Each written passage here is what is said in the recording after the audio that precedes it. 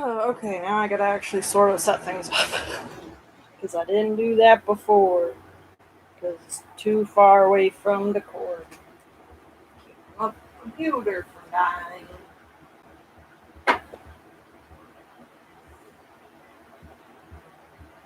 Let's see. One moment. It's great. We got the fan going. We got traffic behind me. This could be great. Ugh.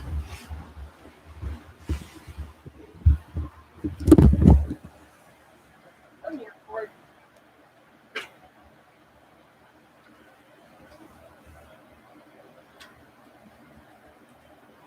There we go. Now the computer's gonna be charging. It's not gonna die in 30 minutes like it was before. It's great. Oh gosh. Should I share this with friends so my mommy can see me? I think I will just for the heck of it. Let's do that. Tell my, few friends that I'm doing stuff today. Oh.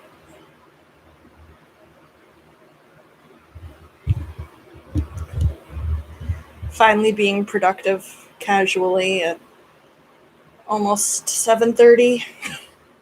It's great. That's actually what I'm going to call us. Finally being productive for a little while. Perfect. There. It's great. Okay. Not entirely sure how to do this because I don't have much right now in terms of computer and recording capabilities. Also, my hair is a heckin' mess. So, I'm just hoping that if I kind of set the microphone maybe about here, I can sort of hold it and read. I think this will work.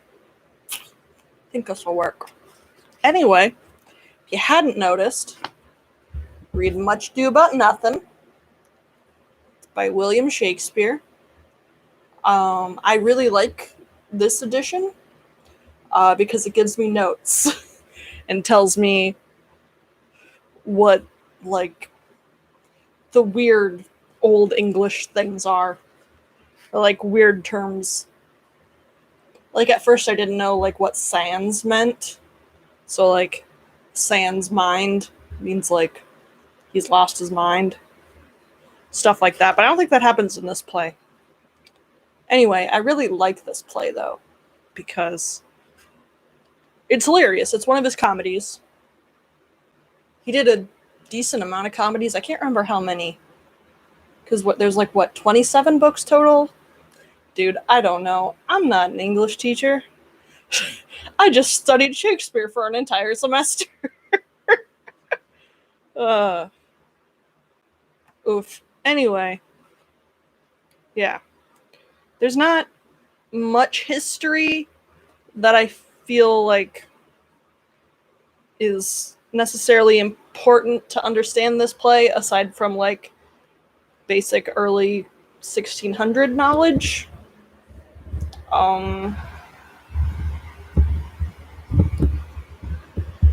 There's gonna be a scene near the end that, like, might be a little confusing for people, but I'll be explaining things as I go and talking about things that I like. But anyway, we're gonna start with the characters in the play. We've got Leonato, the governor of Messina, Hero, his daughter, Beatrice, his niece, Leonato's brother, Margaret and Ursula, who are like the waiting gentlewomen to Hero. Don Pedro, the Prince of Aragon. I always want to read that as Aragorn. No reason. Count Claudio, a young lord from Florence. Signor Benedict. I always want to say Benedict as well. That's not correct. He's a gentleman from Padua. There's Balthazar, Signor Antonio. There's Don John, who's Don Pedro's brother, also a bastard. It's okay, I think they say that in this too. They call him like John the Bastard. It's great. Horatio and Conrad, who are Don John's followers. Great guys. Great. 10 out of 10 people. There's Dogberry, the Master Constable of Messina. I think it's Messina. Almost positive it's Messina, but just to piss people off, I think I'm going to call it Messina now. There's Vergis, Dogberry's partner. George Seacole, leader of the Watch. Then there's the first and the second Watchmen. There's a Sexton, Friar Francis, who makes some great choices later on. Once again, 10 out of 10. But I'll talk about it later. Maybe, if we get that far. We probably won't. There's a messenger to Leonardo. There's a messenger to Don Pedro. And then there is the most important character in this entire piece. I'll bring it up to the camera so you can see. Boy.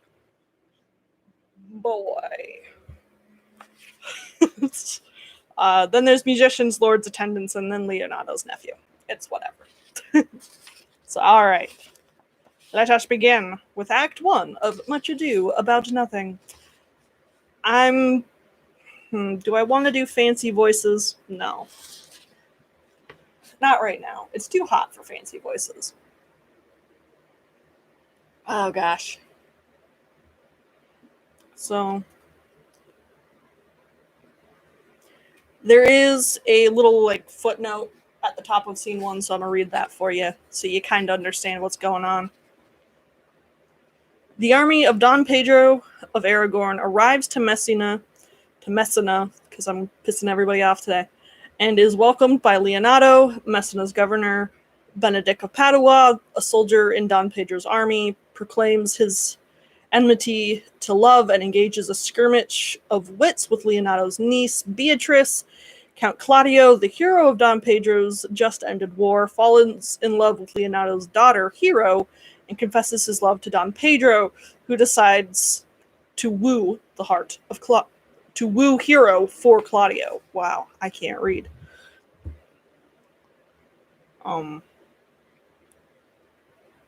It's great. Anyway. Is there any weird... There's not much weirdness to this. Anyway. Leonardo begins with a letter. Oh my gosh, I'm reading this wrong already, and we're only on the first heckin' page. Oh. I blame it on my lack of sleep. Scene 1. Enter Leonardo, governor of Messina, Hero, his daughter, and Beatrice, his niece, with a messenger. Leonardo with a letter. I learn in this letter that Don Pedro of Aragon comes this night to Messina. The messenger replies, he is very near by this. He was not 3 leagues off when I left him. Leonardo, how many gentlemen have you lost in this action? You know, I'm going to stop reading names because I don't want to. If you follow along, this is free. It's free on any heckin' website. Folger actually has their own website where you can find all these. So just read along with me so I don't have to say everybody's heckin' name before. I like you, fam. How many gentlemen have you lost in this action? But few of any sort and none of name. A victory is twice itself when the achiever brings home full numbers. I find here that Don Pedro hath bestowed much honor on a young Florentine called Claudio. much deserved on his part, and equally remembered by Don Pedro. He hath borne himself beyond the promise of his age, doing in the figure of a lamb that feats the feats of a lion. He hath indeed bettered expectation than you must expect of me to tell you how. That was a bit of a mouthful. I'm gonna put a hat on. I'm sorry. Oh gosh. It's my hair getting all up in my face. I really want to cut it, but I see my grandma this weekend and she would not be thrilled. So we'll do it after I hang out with her. Okay. Clench the baby to your chest. Excellent.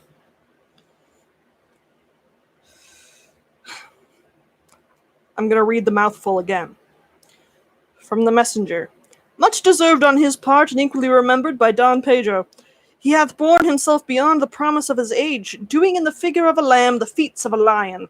He hath indeed bettered expectation than you must expect of me to tell you how. He hath an uncle here in Messina, who will be very much glad of it. I have already delivered him his letters, and there appears much joy in him, even so much that joy could not show itself modest enough without a badge of bitterness. Did he break out into tears? In great measure. A kind overflow of kindness. There are no faces truer than those that are so washed.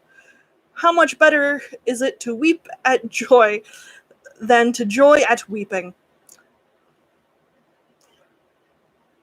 Oh boy, Beatrice is here now. I pray you, is Signor Montanto, I haven't read this in a while, give me a heckin' break. Is Signor Montanto returned from the wars or no? I know none of that name, lady.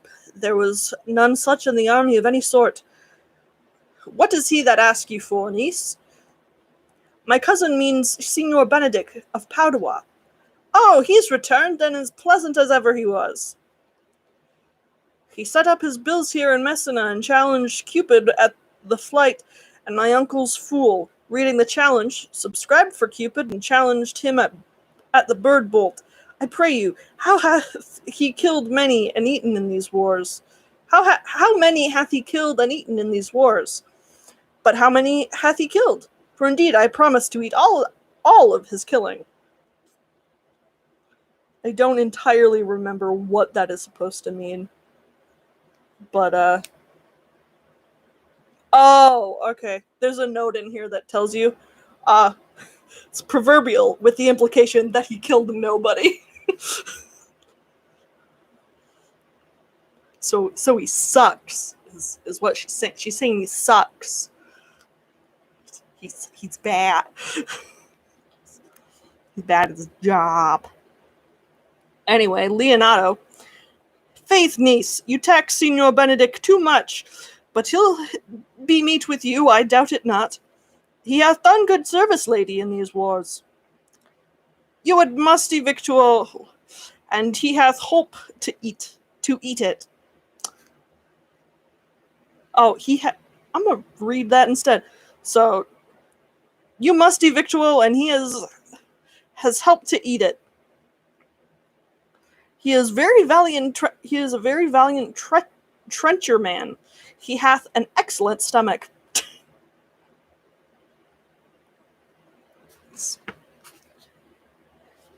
And a good soldier too, lady. And a good soldier to a lady? But what is he to a lord? A lord to a lord, a man to a man, stuffed with all honorable virtues. It is so indeed. He is no less than a stuffed man, but for the stuffing, well, we are all mortal. You must not, sir, mistake my niece. There is a kind of merry war betwixt Signor Benedict and her. They never meet, but there's a skirmish of wit between them. Excuse you, sir. Kids these days, I tell ya. Anyway. Alas, he gets nothing by that. In our last conflict, 4 of the 5 wits went halting off, and now is the whole man governed with one, so that if he have wit enough to keep himself warm, let him bear it for a difference between himself and his horse, for it is all the wealth that he hath left to be known a reasonable creature. Who is his companion now? He hath every month a new sworn brother. Is it possible? Very easily possible. He wears his faith but as a fashion of his hat. It never changes with the next block. I see, lady, the gentleman is not in your books. No, and he were, I would burn my study. Fucking goals. Sorry. But I pray you, who is his companion? Is there no young squire now that will make a voyage with him to the devil? He is most in the company of the right noble Claudio. Oh Lord, he will hang upon him like a disease. He is sooner caught than pestilence, and the taker runs presently mad.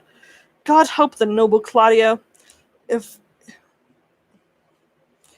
he had caught the Benedict, it will cost him £1,000 ere he be cured. That means I think there's an innuendo there, but I'm not gonna talk about that. I will hold friends with you, lady. Do, good friend. You will never run mad, niece. No, not till a hot January. Don Pedro is approached. Enter Don Pedro, Prince of Aragon, with Claudio, Benedict, Balthazar, and you guessed it, John the Bastard. We're just gonna stare. We're just gonna stare deeply at each other. Anyway. The prince begins. Good Signor Leonato, are you come to meet your trouble? The fashion of the world is to avoid cost, and you encounter it. Never came trouble to my house in the likeness of your grace. For trouble being gone, comfort should remain, but when you depart from me, sorrow abides and happiness takes his leave. You embrace your charge too willingly. Turn to Hero. I think this is your daughter? Her mother hath many times told me so. Ah, sorry.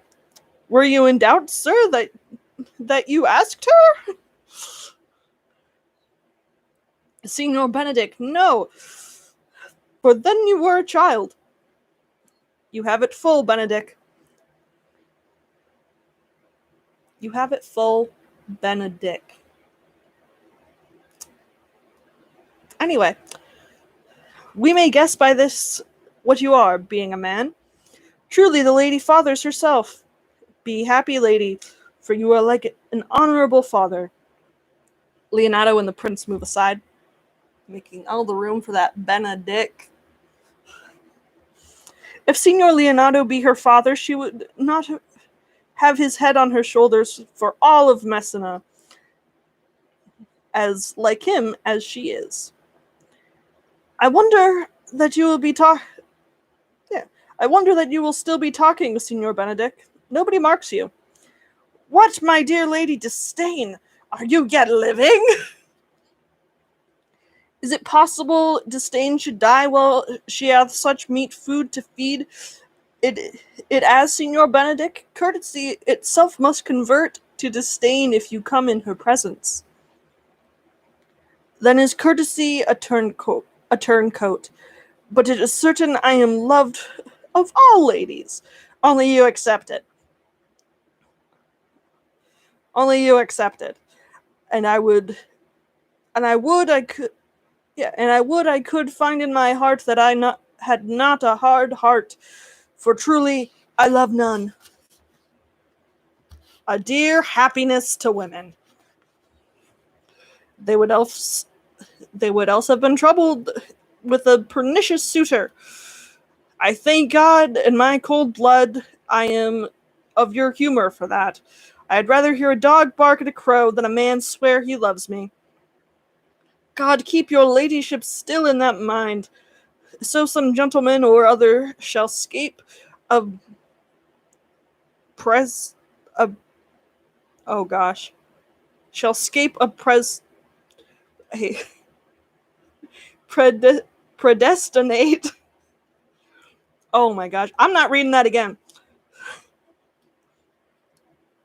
I'm gonna read it again. God keep your ladyship still in that mind, so some gentleman or other shall scape a predestinate scratched face. Scratching could not make it worse, and 'twere such a face as yours were. Well, you're a rare parrot teacher. What does that mean? Oh, you jabber, as if you're teaching a parrot to talk. I think I want to use that on somebody. You're a rare parrot teacher. Bird of my tongue is better than a beast of yours. I would my horse have had the speed of your tongue and so good a continuer, but keep your way. In God's name, I have done. You always end with a jade's trick. I know you of old. Leonardo and the prince come forward. That is the son of all, Leonardo, Signor Claudio, and Signor Benedict. My dear friend Leonardo hath invited you all. I tell him we shall stay here for at least a month. At the least a month, and he heartily prays some occasion may detain us longer. I swear he is no hypocrite, but prays from his heart. If you swear, my lord, you shall not be forsworn. To Don John, let me bid you welcome, my lord. Being reconciled to the prince, your brother, I owe you all duty. I thank you. I am not of many words, but I thank you. Please at your grace lead on. Your hand, Leonato. We will go together. All except Benedict and Claudio. All exit except Benedict and Claudio. Benedict, did thou know the daughter of Signor Leonato? I noted her not, but I looked on her. Is she not a modest young lady? Do you question me as an honest man should do for my simple, true judgment?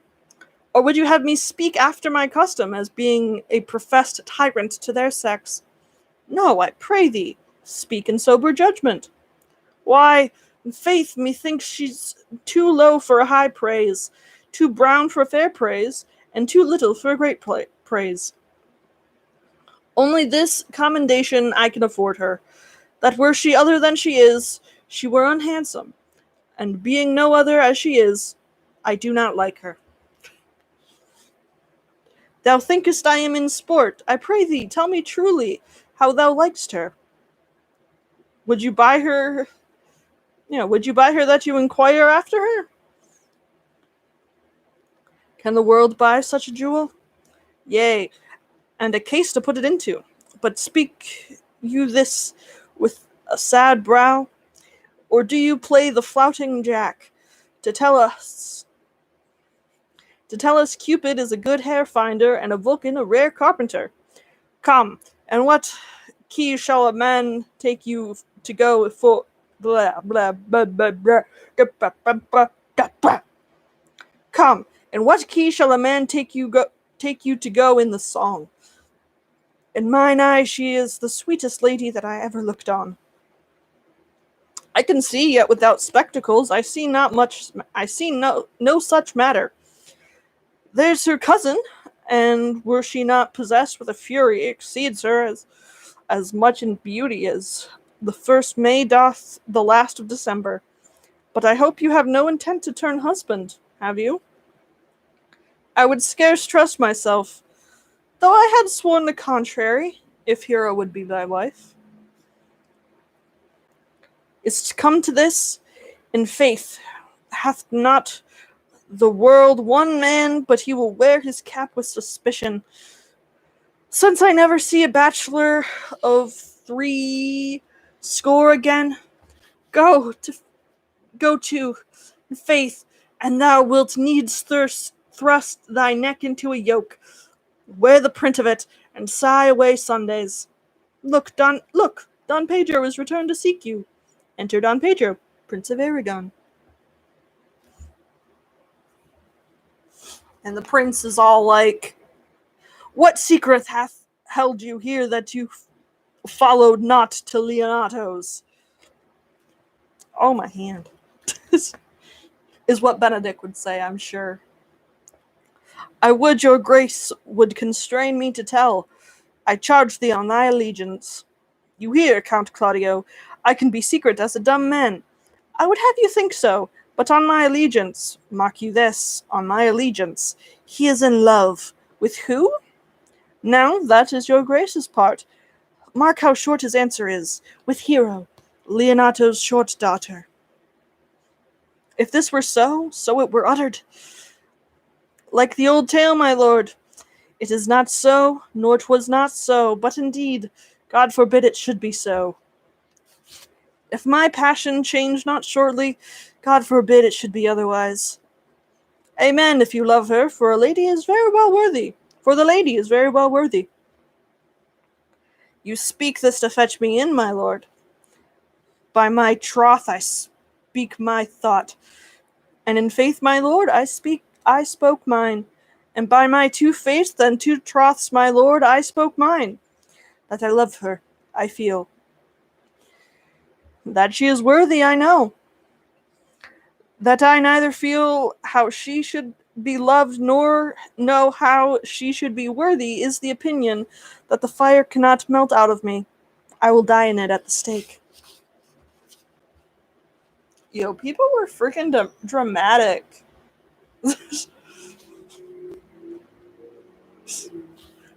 Being married is like attaching yourself to a heckin' yoke. Like, mood, but come on. Come on. Thou wast ever an obstinate heretic in the despite of beauty, and never could maintain his part but in the force of his will. That a woman conceived me, I thank her. That she brought me up, I likewise give her most humble thanks.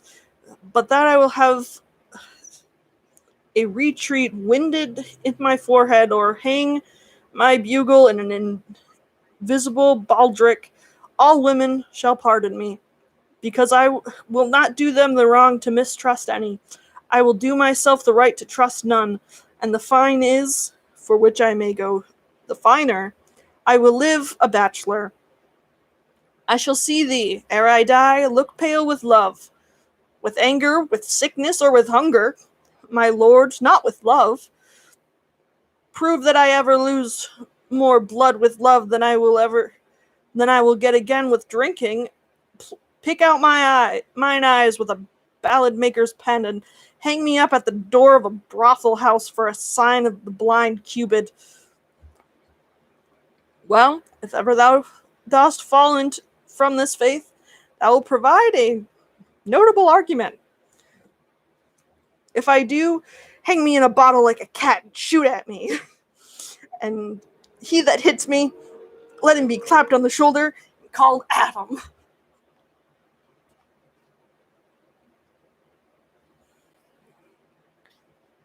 Well, as time shall try, in time the savage bull doth bear the yoke. The savage bull may, but if ever the sensible Benedict bears it, pluck off the bull's horns and set them in my forehead, and let me be vilely painted, and in such great letters as they write, here is good horse to hire. Let that signify under my sign, here you see Benedict the married man. If this should ever happen, thou wouldst be horn mad. Which is like raving mad. It's a pun on like a cuckold's horn. So it's funny. You should laugh at the joke. Be back in the 1600s while this performance is the first time being performed. Everybody goes nuts.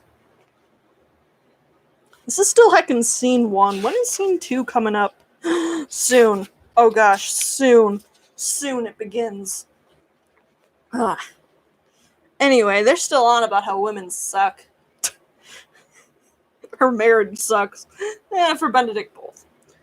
So the prince continues, nay, if Cupid have not spent all his quiver in Venice, Thou wilt quake for this shortly. I look for an earthquake too, then. Well, you will temporize with the hours. In the meantime, good Signor Benedict, repair to Leonato's. Commend me to him, and tell him I will not fail him at supper, for indeed he hath made great preparation. I have almost matter enough in me for such an embassage. Embassage? I know what they mean. They mean embassy. But why that? Why that word? And so I commit you to the tuition of God from my house, if I had it, the 6th of July, your loving friend, Benedict. Nay, mock not, mock not. The body of your discourse is sometimes guarded with fragments, and the guards are but slightly basted on neither.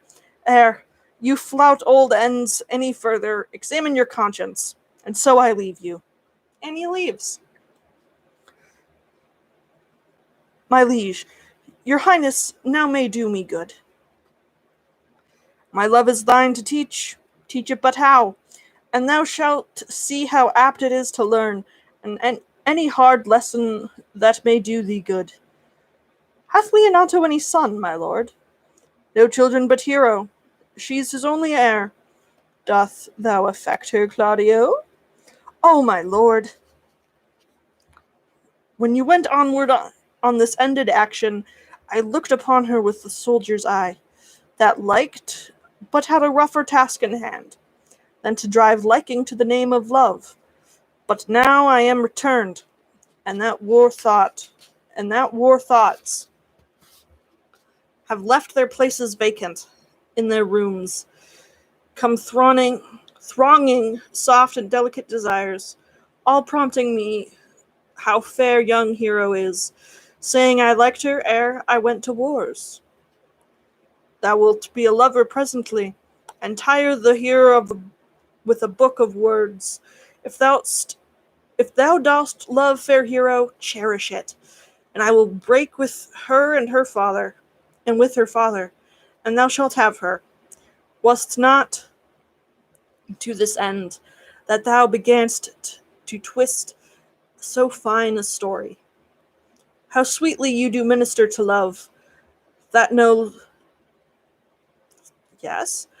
love's grief by his complexion. But lest my liking might too sudden seem, I would have salved it with a longer treatise. Oh man. See, this is why Shakespeare is hard. Also, reading is hard for me. Anyway, last stanza of the first scene. What need the bridge much broader than the flood? The fairest grant oh my gosh, I'm gonna start again. What need the bridge much broader than the flood? The fairest grant is the necessity. Look what will serve it. Look what will serve is fit. 'Tis once thou lovest, and I will fit thee with the remedy. I know we shall be revelling tonight. I will assume thy part in some disguise, and tell fair Hero I am Claudio, and in her bosom I'll unclasp my heart, and take her hearing prisoner with a force, and strong encounter of my amorous tale. Then after to her father will I break, and the conclusion is she shall be thine. In practice, let us put it presently. And then they leave.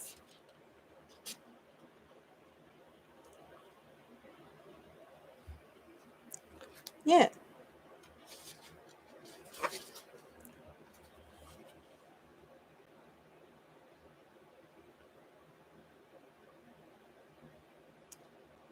And so now we go into that scene, and I'm hoping it's not heckin' long. Oh man, it's only a page. Frick yeah. Ugh. My legs getting stiff. Probably, I don't even know. I want to do the whole act, but honestly, Shakespeare's heckin' long. The first act is great, Oh my gosh! It actually, yeah, we're. I didn't realize that we're kind of close to Act 2. So yeah, let's just let's just jump right into it. Let's fucking do this. It would help if I could see and read. But let's go on to scene 2. So Leonardo is given a garbled account of the conversation between Don Pedro and Claudio, and is led to believe that Don Pedro wishes to marry Hero. So scene 2. Enter Leonardo meeting an old man, brother to Leonardo. How now, brother? Where is my cousin, your son? Hath he provided this music? He is very busy about it, but brother, I can tell you strange news that you not yet dreamt of. Are they good? As the event stamps them? As the event stamps them, but they have a good cover. They show well outward. The prince and Count Claudio walking in a thick pleached? How do you say that? I don't even know how to say that. In a thick pleached alley in mine orchard, were thus much overheard by a man of mine. The prince discovered to Claudio that he loved my niece, your daughter, and meant to acknowledge it this night in a dance, and if he found her accordant, he meant to take the present time by the top and instantly break with you of it. Hath the fellow any wit that told you to this? That told you this? A good sharp fellow. I will send for him and question him yourself. No. We will hold it as a dream till it appear itself. But I will acquaint my daughter withal, that she may be better prepared for an answer. If, peradventure, this be true, go you and tell her of it. Enter Leonardo's nephew with the musician in attendance. Cousins, you know what you have to do. Oh, I cry you mercy, friend. Go with me, and I will use your skill. Good cousin, take care of this busy time. So basically what's going to happen, I don't know if I need to tell you this or if you kind of understood it. So there's going to be a dance in the next scene. I'm pretty sure that's what the next scene is, yeah? Oh, no, this is a different part. So that must happen in Act 2, the dance. Which makes sense. I guess that's the logical pacing. But basically what they're planning is, like, because it's going to be a masquerade dance. So they're going to be masked up. So, like, Leonardo isn't actually, like, going to be in disguise in, like, the sense that he's going to, like, be dressing as somebody else. He's going to be, wearing a masquerade mask. Everybody's going to be like this. So you aren't fully sure who you're talking to at any given time, which is also going to add to the humor of it later on in Act 2. But basically, Leonardo was explaining this. Or no, sorry. Leonardo's brother is explaining this. Is explaining what's going to happen. And so, like, they're like, so Claudio likes, or not Claudio, right? I'm an idiot. I already can't remember things. You really need, like, a spreadsheet for this. You know, a spreadsheet, I think, for a lot of Shakespeare books, especially, like, Hamlet and a lot of the tragedies, I'd say. Yeah, no. Claudio likes Hero. So, Claudio likes Hero. Hero, Leonardo's daughter. Leonardo is hearing that Claudio wants to woo her, so the prince is going to go, like, in his stead and, like, be like, oh, hey, I'm Leonardo. Because everybody's going to be wearing masks, so nobody's going to know who the heck anybody is. Except you can freaking hear them. And see the way they walk. But,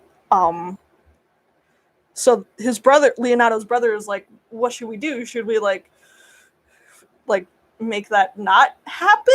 Like, what do you want? And Leonardo's like, no, let it happen. Let's see how this plays out. And then in the next act, it's gonna play out, but I'm probably not gonna read that because it's been 40 minutes. My phone kept buzzing, and I don't know who that was. Maybe my dad. But anyway, the next scene is not the scene that I was expecting. It is it's Don John, or John the Bastard, pretty much going on a long monologue of why he's the villain. And it's wonderful. I heckin' love it. I think that's why I love Don John in this. It's because he's not like the kind of person who thinks he's the good guy. He's totally with it. He's like, yeah, I'm the villain. What were you expecting? So anyway, we'll read the little scene description and then get into it.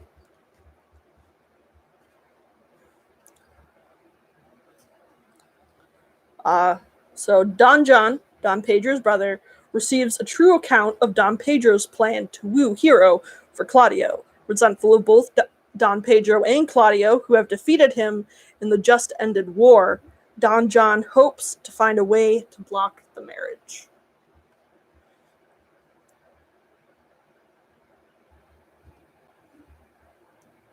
So, also, Goodyear is a euphemism for devil, because that's the first line. So we're just gonna jump into it.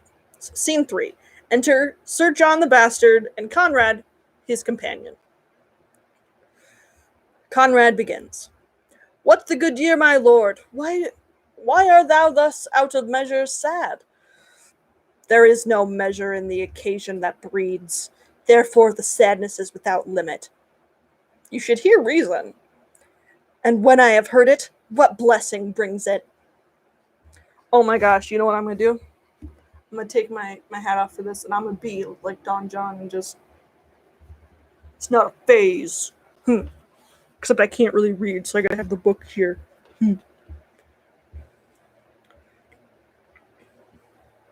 And when I have heard it, what blessing brings it? If not a present remedy, at least a patient sufferance. I wonder that thou, being as thou say'st thou art, born under Saturn, goest about to apply a moral medicine to a mortifying mischief. I cannot hide what I am. I must be sad when I have cause, and I smile at no man's jests. Eat when I have stomach, and wait for no man's leisure. Sleep when I am drowsy, and tend to no man's business. Laugh when I am merry, and claw no man in his humor. It's not a phase, Dad. No, I'm gonna keep doing it. Yea, but you must not make a full show of this till you may do it without controlment. You have of late stood out against your brother, and he hath taken you newly into his grace, where it is impossible you should take true root, but by the fair weather that you make yourself, it is needful that you frame the season of for your own harvest. I had rather be a canker in a hedge than a rose in his grace, and it better fits my blood to be disdained of all than to fashion a carriage. I think that's just carriage, to rob love of any. In this, though I cannot be said to be a flattering, honest man, it must not be denied, but I am a plain-dealing villain. Told you. I am trusted with a muzzle and enfranchised with a clog. Therefore, I have decreed not to sing in my cage. If I had my mouth, I would bite. If I had my liberty, I would do my liking. In the meantime, let me be that I am, and seek not to alter me. It's not a phase. Not a phase. Can you make no use of your discontent? I will make use of it, for I use it only. Who comes here? Enter Horatio. What news, Horatio? So hard to read with my hair like that. I came yonder from a great supper. The prince, your brother, is royally entertained by Leonato. Excuse me? Ugh, and I give you intelligence of an intended marriage. Will it serve for any model to build mischief on? What is he for a fool that betroths himself to unquietness? Marry, it is your brother's right hand. Who? The most exquisite Claudio? Even he. A proper squire. And who? And who? Which way looks he? Mary, on Hero, the daughter and heir of Leonato. A very forward march chick.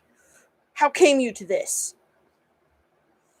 Being entertained for a performer, as I was smoking a musty room, comes me the prince and Claudio, hand in hand in sad conference. I whipped me behind the arras, and there heard it agreed upon that the prince should woo Hero for himself, and having obtained her, give her to Count Claudio. Come, come, let us thither. This may prove food to my displeasure. That young startup hath all the glory of my overthrow. If I can cross him any way, I bless myself every way. You are both sure, and will assist me? To the death, my lord. Let us to the great supper. This cheer is greater than I am subdued. Were the cook o'er, O my mind, shall we go prove what's to be done? We'll wait upon your lordship. And then they leave. So yeah, they're gonna try their best to thwart this heckin' wedding. And it sort of works. For a little bit, until it doesn't, as most Shakespeare plays go. Like, Romeo and Juliet were gonna escape together. Until they didn't. They were gonna die together. Until they didn't. But then did. It's a lot. Anyway, this is Act 2, which, honestly, I may read tomorrow. Just cause. I've been digging it. I dig it. I mean, I enjoy it, and I like kind of talking through the books, because that's sort of just how my mind works. I don't aim to teach by any means, but I do enjoy talking about books. So yeah, this is from the Folger Shakespeare Library. This copy. If you want to read along with me as we keep going through this, who knows? Maybe we can finish this tomorrow progressively. I don't know. It's easy though, because it looks like a lot, but there's notes on one page and then the actual play on the other, so it's not actually that long. It's half the pages it claims. But yeah, I like this play. I first read it for my Shakespeare class, and I really enjoyed it. So now I kind of want to share it because I really enjoy it. So I'll see you maybe tomorrow. But yeah, we'll keep reading, and we'll kind of talk about it. Maybe if anybody wants to, they can comment cool Shakespeare facts. I don't know. I like Shakespeare. He's cool. Even though a lot of theories are there was more than one person claiming to be Shakespeare. I don't know. I haven't read that much on that part of it. But I did learn about the history of Shakespeare in my Shakespeare class, and the history of back then. Why is Shakespeare writing this to happen? If we get to the part, because it's Act 3 business, as most dramatic endings are. This one is quite dramatic. But we'll maybe explain it, and there's a couple kind of funny things that are often done visually to in performances of this. I really liked the there's a film version of it that stars oh my gosh, I can't think of their names, but they're both like Harry Potter they both played Harry Potter characters later on. Not in the same movies though. That would have been funny. Um and they had like a weird love-hate relationship with each other. It would have been funny. But it's the divination lady plays Beatrice, and the pompous guy from the second book, whose name escapes me for all time. Um, but like the pompous guy, he's sort of the bad guy. He's the guy teaching Defense Against the Dark Arts, but he's Lockhart. There we go. Heckin' Lockhart. He plays Benedict, and he's great in it. It's great. I think it's maybe from the 90s. I don't know. And I haven't seen the Joss Whedon version of this. But, he's got all his friends in it, as per usual. But, yeah. It's a good film adaptation of the book. And they do a lot of extra visual things because the great but also maybe terrifying thing about a lot of Shakespeare plays, such as this, little to no stage direction. So it's really all left up to the director for how you want things to go, how you want actors to say the lines, where you want them to be throughout the piece, how you want everything to be acted. And I'm just going to throw this book around, just all willy-nilly. There you go, Sharko, take it. But yeah, it's great. It's a great time. But yeah, we will continue our Shakespeare journey, perhaps, at a later time. Bye.